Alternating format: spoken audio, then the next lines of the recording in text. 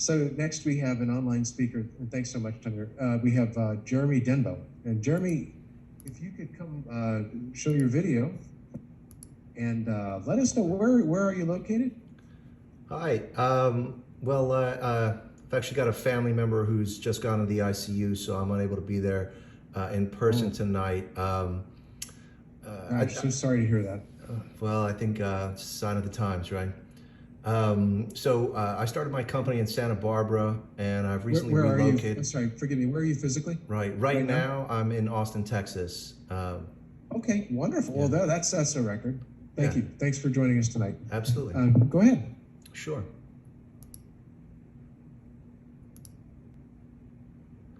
So I'd like to start by thanking the Harvard Club of Palm Beach for inviting me to speak today. And my TED Talk is on the influence of 5 people. What I wanted to talk to you today about is how we're influenced and inspired by the people around us and how critical that can be to the quality of the decisions that we make.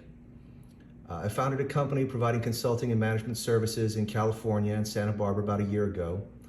And we're currently managing finance for the state in the disaster mitigation field, specifically the response to and the cleanup of the damage from the wildfires.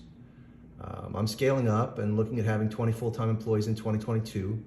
And I've recently adapted to a dual residence life. So I'm also now living in South Florida in the West Palm Beach area while also maintaining residence in Santa Barbara. If you're in the area, maybe we can connect sometime. In my own life, I've chosen to take the time to be close to 5 other CEOs in a range of industries, and we get together and speak regularly with each other about our lives and our businesses.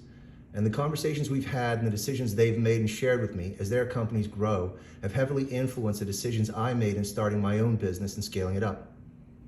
Sometimes you'll explain a problem you're dealing with, and they'll pitch a collaborative solution, and the impact for your company is massive. For that reason, I think it makes sense for a new CEO or the founder of a company to look around and carefully select 5 people between the ages of 25 and 65 who they feel will help them to perform at their best. These are people you can borrow strategies and tactics from. These are people you can brainstorm your big decisions with. And they really help you to see through your blind spots. Sometimes they'll suggest something and you'll realize you never thought about that, but it's a great idea. Now you want to implement it immediately. And hopefully you'll find that you're able to offer that same value to them. We talk about everything from raising investor capital and tax strategies to the projects we're bidding on, the projects we're working on. A tech CEO in his mid-20s told me the other day, you could read all the articles and filings about a company and still never really know the backstory of what happened there. You have to hear it directly from the decision makers, and they have to trust you enough to share it. Ultimately, my personal motivation in this strategy is a belief in self-refinement through positive influences.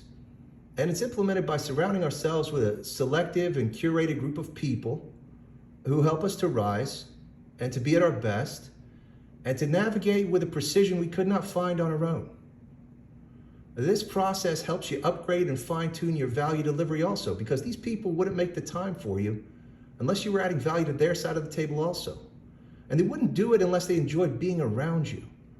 I often find that it's not just at a boardroom table, it's not just in a conference room, but sometimes you're playing tennis with CEOs, you're inviting them with their kids and their wife over to the house for a backyard barbecue by the pool. And this stuff really helps you connect, and it really helps you to build the trust. And that's what I was here to talk to you about.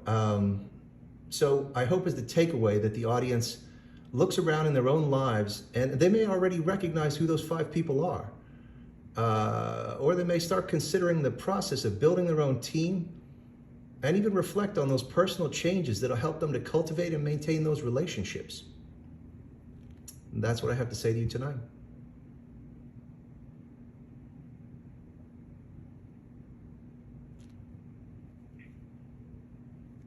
Okay, Jeremy, thanks so much. We're really grateful for your willingness to kind of persevere through that personal challenge in your family with the ICU,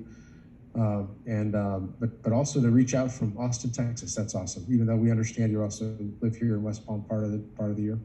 Do we have questions here? Questions? The five people.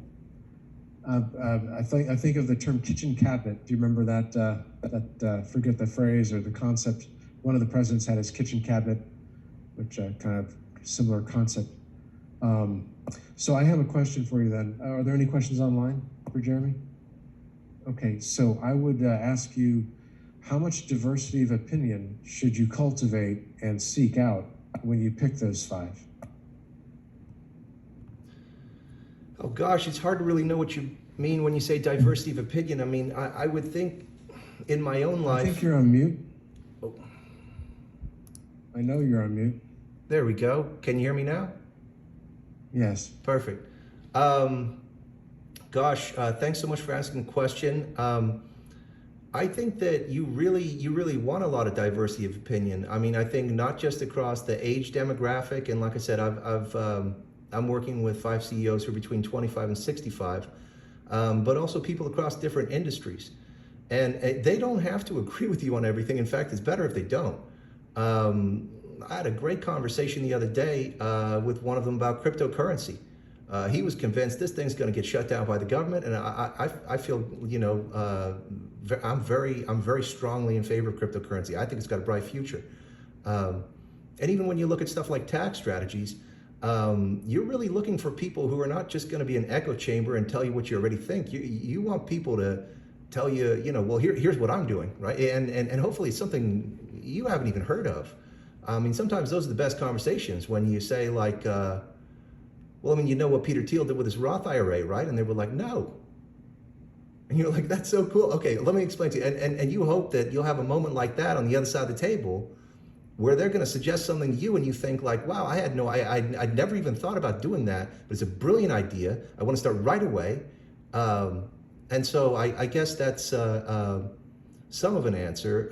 I certainly think also that when you talk about diversity that it really helps to go international with this.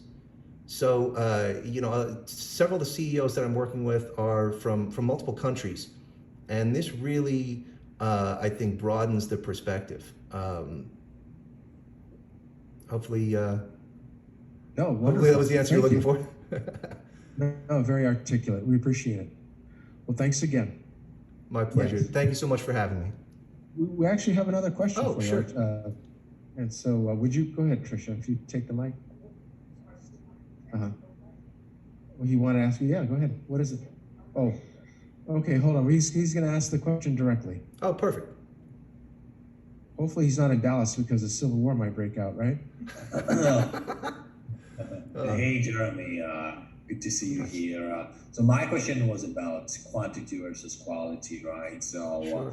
You can be spending X amount of hours with 10 people, right? Or you can be spending 2X amount of time with 5 people, right? So how did you come up with this around 5 people idea? And how do you think about quantity over quality? Well, I mean, some of this is just a gut instinct, Archie. It's just you do it by feel, and what feels right for me is about 5. It might be 6, it might be 4, right? But I think you're going to know those people when you see them. You're going to connect right away, and you're going to feel like right away that like you have a lot in common. You really enjoy spending time around them. You feel like you're getting a lot of value out of it, and also you feel like you're delivering a lot of value too.